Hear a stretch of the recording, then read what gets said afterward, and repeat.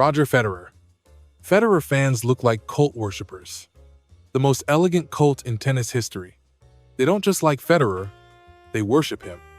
They say things like, his backhand is divine brushstroke, or he glides like a swan. And if you ask them about the 20 slams he won, they'll say he elevated humanity 20 times. I mean, come on. If you show them a highlight of anyone else, they'll claim Roger would have pulled that off wearing a tuxedo. These fans believe Federer invented tennis, and possibly time as well. But at the same time, when you ask them about Wimbledon 2019, watch them combust spontaneously. Nadal fans. Or you could call them the Vamos merchants. These guys thrive on testosterone, sweat, and topspin. They don't think of Nadal as a player, they think of him as a warrior. To them, every match is a battle. Every point is a life or death war zone. Ask them what Nadal brings to the game. They'll say, intensity, humility, energy, and also biceps. Indoor hard courts? They hate him. These fans love clay and act like Roland Garros is a sacred ground, which to them, it is. Also, don't mention time violation near these fans, or else they'll lecture you about his pre-game rituals and the mental game. There's a big chance that they'll also bring up his foot injury from 2005 for no reason at all. Novak Djokovic fans. Oh boy, these are the stat sheet soldiers of tennis. To them, a tennis debate is nothing short of a courtroom trial. You said Federer has more style? Objection. Djokovic has a higher winning percentage, a better head-to-head against everyone, and more Masters 1000s. Bro, chill. They are fueled by disrespect. Honestly, half of them still exist because tennis didn't give Novak enough flowers. His fans are on a mission, not just to prove that he's the GOAT, but to avenge him. It's not a surprise that they say things like, if Djokovic played in the 1800s, he'd have won 60 slams and would be the king of Serbia and France.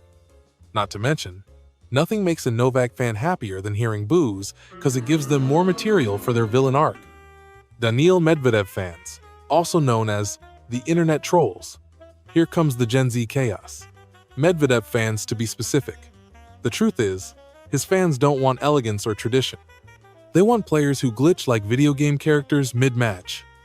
They want tennis to feel like Twitter in real time. They want chaos, irony, and post-game rants that sound like a Reddit thread. They'll jump in to defend any unforced error and call it tactical. Oh, he told the fans to shut up? He's just being honest. To them, that's player-fan engagement 101. The drama isn't a problem, it's the point. The best moment of their lives? When Medvedev told the US Open crowd, "The more you boo me, the more I win." Iconic. Psychotic. Peak tennis villain. Stefanos Tsitsipas fans are the philosophers. Now, Steph fans feel like tennis is nothing short of a journey of the soul.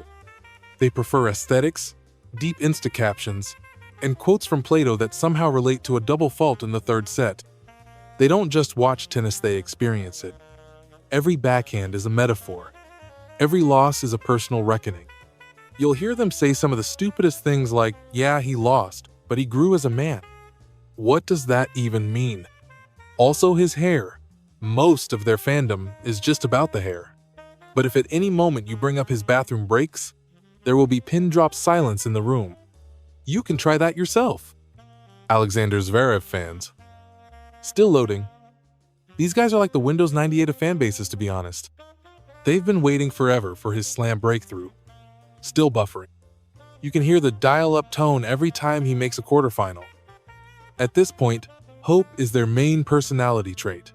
By now, they've mastered the art of blind hope. Yeah, he didn't win a slam this year, but next year, or the year after that, or you already know. It feels like it's been 100 years since these fans have been dreaming of a slam. Archaeologists might find their hope fossilized in future excavations. Holger Rune fans. Warriors who love chaos. Rune fans just want to see the world burn. They're young, chaotic, loud, and they crave drama all the time. They won't be satisfied until Holger Rune doesn't argue with the chair umpire. For them, a tennis match isn't real until that happens. They love it when he stares down the crowd or yells at his box. Oh no, it's not bad behavior for them. It's passion with a capital P. And don't ever dare mention sportsmanship in front of them because they'll tell you tennis needs more villains. Holger Rune? Yeah, he's like Loki with a racket in his hands according to them. Carlos Alcaraz fans. The hopefuls. They're one of the most wholesome sets of fans, but cocky at the same time too. They're convinced he's the chosen one. The next big thing in tennis. The heir to Nadal's throne. They cheer every passing shot like it's a prophecy being fulfilled. They believe Alcaraz is going to win everything forever. They act like tennis got invented when Carlos started smiling on court. But I mean, if your favorite player is someone who can hit 120 mouth with babyface energy, who can blame them? Nick Kyrgios fans, the drama lovers. You're right, they don't care about winning at all. They just want drama on the court. That's what gives them happiness.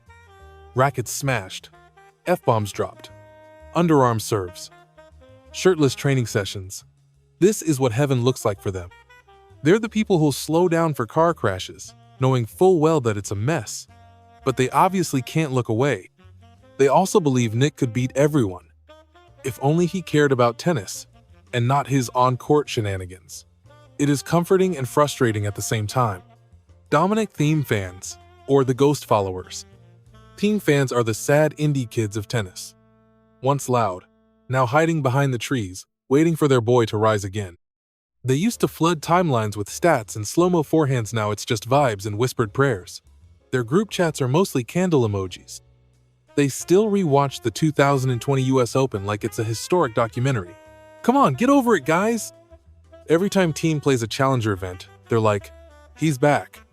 But we all know it's not 2020 anymore. It's giving Renaissance Tour with no tour dates. Stan Wawrinka fans. These groups of fans are the tattooed philosophers. They're gritty, artistic, and constantly yelling, Stanimal mode activated, even when he's down 2 sets. They treat every comeback as a spiritual awakening. Even a first-round win in Basel gets cinematic music. They love his one-handed backhand, those hip tattoos, and the fact that he won 3 slams in the toughest era ever. And they'll never let you forget that he beat Djokovic in 2 of those finals. They're similar to the rock band fans in the 90s, nostalgic, loyal, and always wearing a leather jacket in the summers. You'll find them quoting Nietzsche over match highlights and calling losses part of the arc.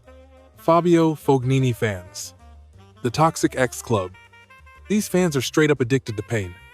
They know he's definitely going to lose his mind on the court, argue with the umpire, smash rackets, and lose from 2 sets up. But they're still watching. It's emotional whiplash disguised as tennis. They'll scream, he's got talent, right before he tanks a set for no reason. Every match of his feels like dating a guy your friends told you to block. And somehow, you're texting him again during the 3rd set. Iga Swiatek fans are the analysts on here. Be ready, because her fans have got spreadsheets and they watch her match highlights like it's a movie. They'll pause at frame 327 to prove a point about footwork. Don't be surprised if they reference her Roland Garros stats mid-conversation. They have the energy to go on all day about shot tolerance, patterns of play, and why Iga is inevitable. And they also love her playlists. You haven't lived until an Iga fan explains how listening to Led Zeppelin helps her crush opponents 6-1, 6-0. They'll even rank the set score by BPM if you let them. Arena Sabalenka fans. It will be fitting to call those fans the Screechers. Why? Because they're always so loud. Caps lock is their native language. Subtlety? Never heard of her. They don't want rallies. They want missiles. For them, watching Arena play is like watching a tank shoot cannonballs at a wall. Every "come on" echoes through their souls. Her fans are even ready to forgive the double faults because the winners are nuclear. If the ball survives a rally, it deserves a trophy too. Naomi Osaka fans. It would be fair to call them the emotional squad. They're a peaceful lot, most of the time. They love post-match interviews that can make you cry. Half of them have her quotes saved as lock screen wallpapers. They'll tear up over a well-timed pause and a sincere thank you. Sometimes it feels like they're only here for the emotions and the activism. Now, I'm not saying they're crybabies, but who gets so emotional that easily? You show them one slow-mo of Naomi holding back tears and it's over, they're gone. Coco Gauff fans are an unnecessary hype. They are Gen Z hype beasts. They talk in TikTok, meme her every win, and they even think she's going to carry American tennis on her back. You'll hear "she ate" louder than the actual match commentary. They treat every forehand like it broke the internet. They love her speed, fire, and the fact that she claps back at haters with style. And Twitter explodes instantly whenever she wins. Honestly, she posts a selfie and it's already a cultural reset. Gael Monfils fans are part of the clown show. Monfils fans don't care about trophies, because they know he hardly wins any. They're just here for the show. Trick shots, dives, 30-shot rallies where he hits moonballs for fun. To them, tennis is like a circus, and Monfils is the main act. If tennis had a Harlem Globetrotters division, he'd be the captain. They're not watching for results, they're watching for flips and grins. They're aware he might lose in the first round, but it will still be the most entertaining match they've ever watched. Ons Jabeur fans are the artists of the tennis world. Jabeur fans love creativity more than tennis. Drop shots, slice, lobs, mind games. They never stop acting like every rally is an art exhibition. They'll say things like, "Look at that geometry on that forehand, a masterpiece." Jabeur fans just want her to win for the vibes in Africa. They never stop believing. Let's hope she keeps on making them happy, at least just through her art. That's all, guys. If you know any other fan base like this, do let me know in the comments below. Until next time,